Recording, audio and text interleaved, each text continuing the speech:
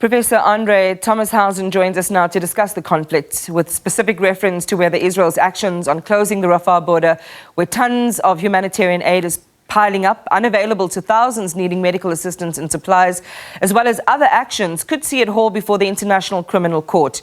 The UN said Israel's complete siege of Gaza, combined with an evacuation order, could be in breach of international law.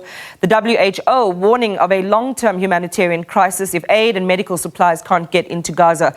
At what point does the ICC get involved? Good evening, Prof, and welcome to the program. There have been calls for a response from the ICC on this. Should they get involved now? The ICC cannot get involved in countries that have not signed the so-called Rome Statute.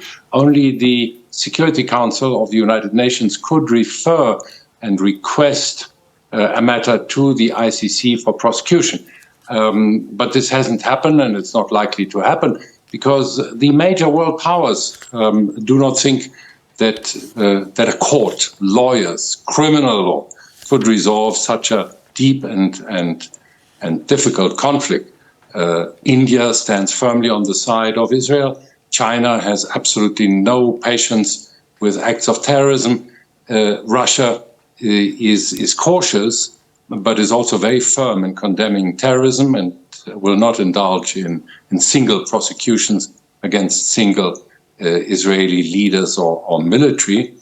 And of course, the United States will not allow such a prosecution before the ICC. So this is a dead end. Nothing can happen there.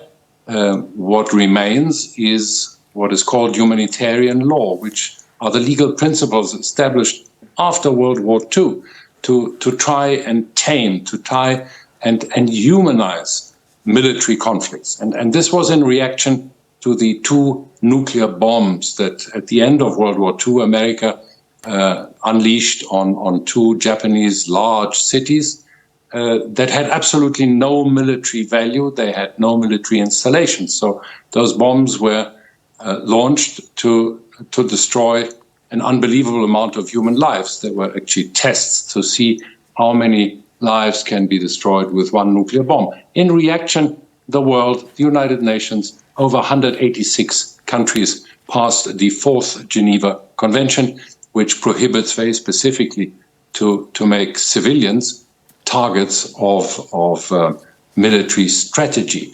And then in 1977, these laws were extended to conflicts within a country that aren't international conflicts, and to international conflicts where one of the participants is not a state, but for instance, a liberation movement or a resistance movement, as would be maybe the case of Hamas.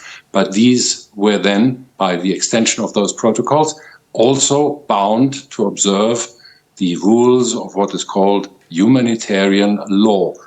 Civilians may never be the targets of military objectives. So this is where we are, and I'm sure the United Nations will make every effort to remind the parties, Hamas and Israel, that these norms exist and that they're an essential substance of humanity, that we do not conduct war at any cost and regardless of the innocent victims. Prof, so what options for recourse exist in this context? Given, as you say, Israel is not a signatory to the Rome Statute. What about Palestine?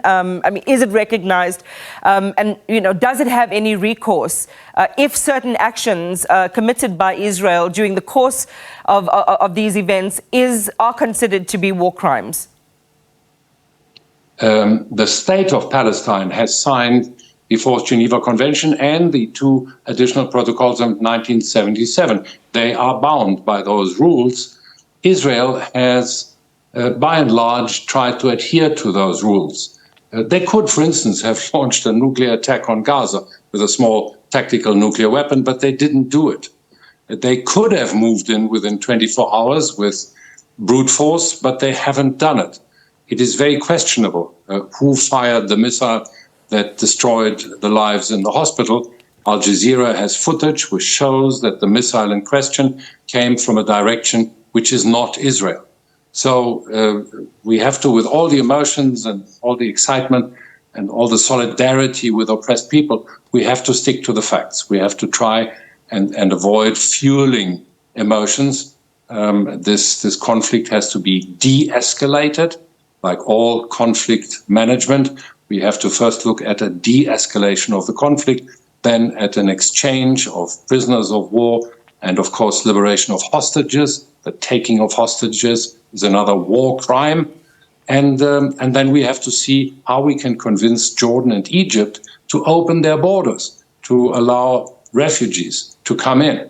At the moment, those two countries refuse to take any refugees, which, particularly in the case of Gaza, is a terribly cruel stance. Yeah. So de-escalation, rationality, I think what Minister Panda is absolutely laudable to make sure that to the parties, and that we can thereby find a way to discuss practicalities, how to stop using forbidden ammunition, for instance, how to stop targeting civilian targets, people that would just like to carry on with normal lives.